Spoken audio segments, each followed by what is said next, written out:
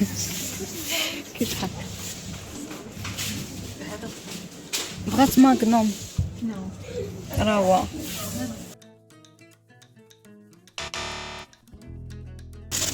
خدي خمسة حسبيهم بلي عافاك.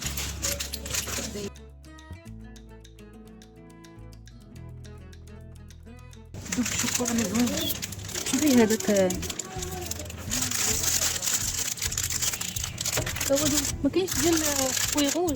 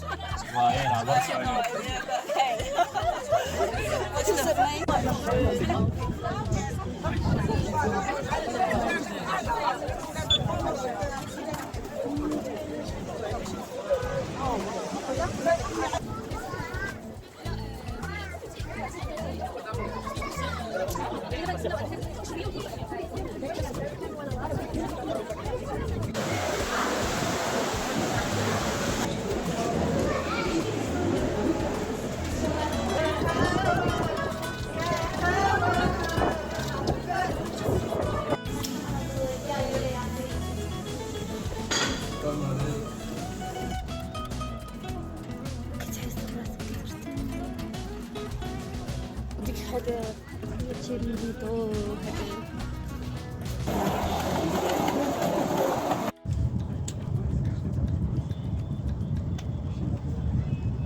Ladies and gentlemen, I present to you a new level of independency. Your girl is going on a trek for the first time. On a camping trek. Is that even a word? I can't believe I don't know anyone there, so it's gonna be me and a bunch of internet strangers, and we love that. Now that I've had a taste of doing things alone, I became unstoppable. My birthday was coming up, and in an attempt to run away from seasonal depression, also with no one to celebrate it with, I signed up for a weekend hike in a national park north of the country. Was it irresponsible? Yes. Do I regret it? No. First, off-roading past midnight isn't for the faint of heart. Now do that with a bunch of strangers. We got to the camp at night, no signal, no lights, not knowing anyone's name, and then randomly picking a sleep partner to share the tent with was straight out of a horror movie. I don't want peace. I want problems, always. The next morning was less terrifying, except that bee who was trying to attack me in my sleep.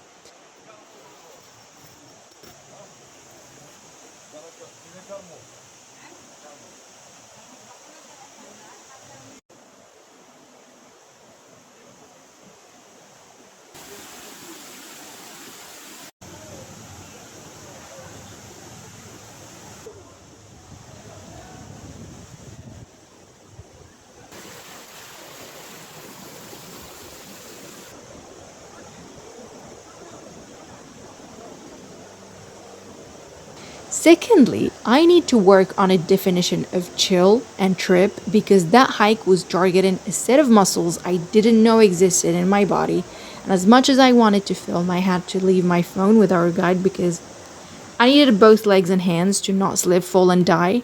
Oh, and I got lost on my way back, which was absolutely terrifying. I am Team Bear, but I got lucky and I met a group of young men that helped me find my tribe. To be honest, everyone in that valley was friendly and helpful. Sinon, I would have been featured on an episode of Tiffany's Rotten Mango podcast.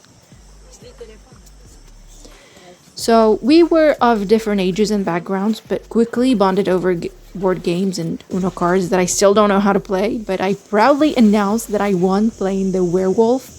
No one saw that coming. Like, when I say nobody saw that one coming, I usually come across as shy and reserved and quiet, which I am, but yeah. cherry on top was having strangers get out of their way in the middle of nowhere to find a cake and a candle for me who they've just met 24 hours ago. That was so heartwarming. The 90s kids are alright for now. And just like that, netizens, I turned 28 in the wild. This experience taught me a lot. Sometimes the people you want to share your special moments with will not be willing to camp at night, then hike a valley with you. So you do that alone, and whoever sings you happy birthday at the end of the night is your friend for that day.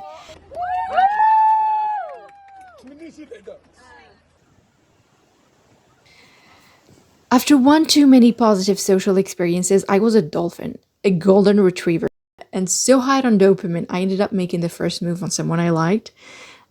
We did meet, but that too didn't work out, so I eventually ended up taking myself on that bloody date. Again, my own cheerleader. But I must have wanted to remember that day because a selfie on the way back home, and I hate selfies. I mean, she must have really been going through it because that face is someone who just learned that love, like wealth and fame, might not be in the books for everyone. But you know what? Godspeed, smooth sail. Because in love, as in life, this is my new motto. You hit me, I hate you. you love me, I love you. you hit me, I hate you. you love me. I love you. If you don't love me, Go away. if you don't love me, Go away. أنا والسيمانة ويومين. أوه ده وفد ديالنا. أكيد يجمع لنا البحر. With breaking news, a powerful earthquake has just struck Morocco. The USGS says the quake has a preliminary magnitude of 6.8.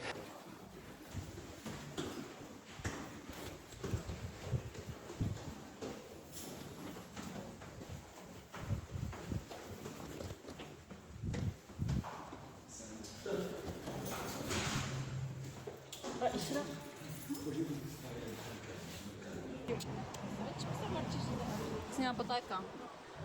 يا جبدي.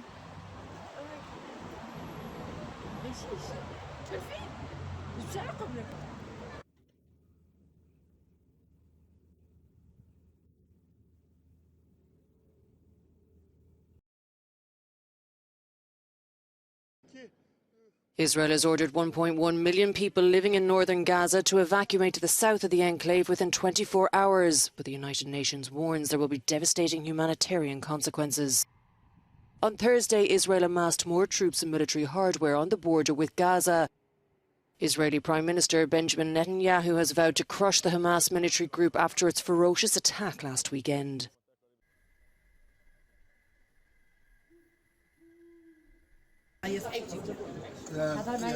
كبيرة جدا.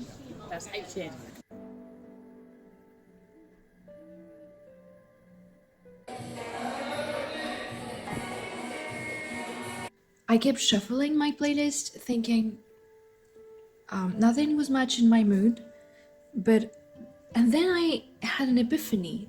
I've been using music as a form of escape since I was a teenager, and this is the first time in my entire life that music, at the age of 28, music sounds like noises to me. Music is no longer my escape. It's the rain, the sound of the rain, or the sound of nature, or no sound at all. I like listening to my own thoughts. Also, I found myself becoming more and more religious for some reason. I don't know why, but I read this quote on Instagram. I can't believe a quote on Instagram is making me cry and think about my life, but it says, God heard you, just be patient. And I've been praying the entire nights for the last weeks because, first of all, I'm not doing very well, not like just emotionally, which we're used to this by now. Jeff Bezos, I think, he said that there is space between who you are and what you are trying to achieve, and there's something you can do about it that you're not doing, and that's where stress comes from. So I feel like there is something, like, I'm trying to be positive here, but he's saying there is something I can do about it that I'm not doing. I mean, I what is it?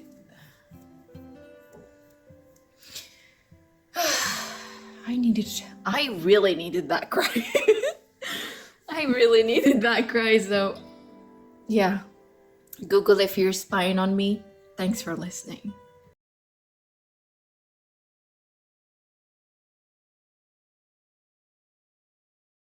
So, Casablanca's International Marathon will be held in 30 days. It's been on my bucket list for so many years, and this year I've made the resolution that I'm gonna run the half marathon.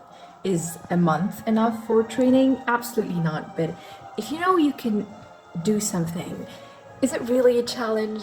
So, I've decided that I'm gonna run every single day for the next month until the race day and see if I can reach the finish line. Pray for me. I've been trying to leave the house for hours now. And I either can't find my socks or my shirt or my water bottle.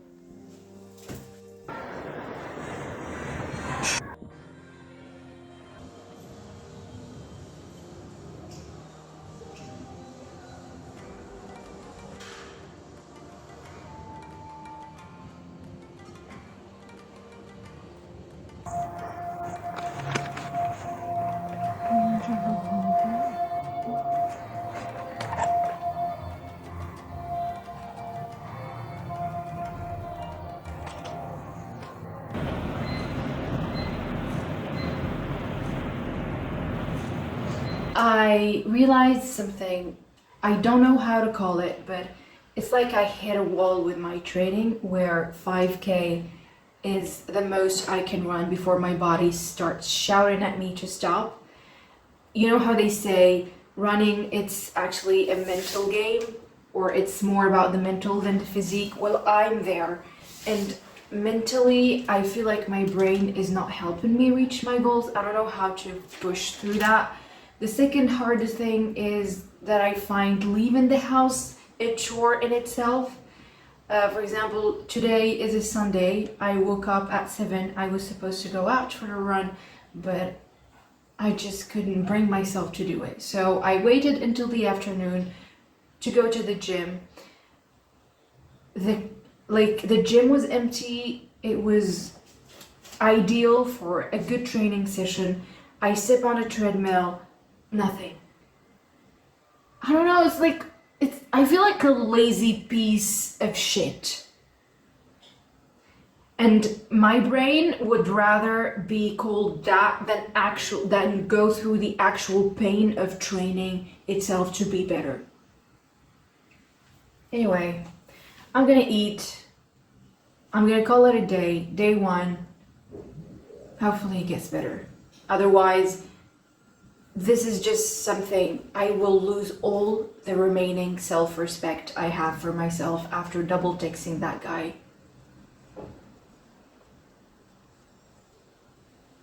He still ghosted me after the double text, but you know, I'm not even in the mood to joke about these things. Currently, I'm at the stage where I can literally feel my leg muscles getting more defined, but I still have to give myself a complete TED talk just to convince myself to leave the house and go for a run. It is the hardest thing that no one prepares you for, even though you think you're very far ahead in your training program.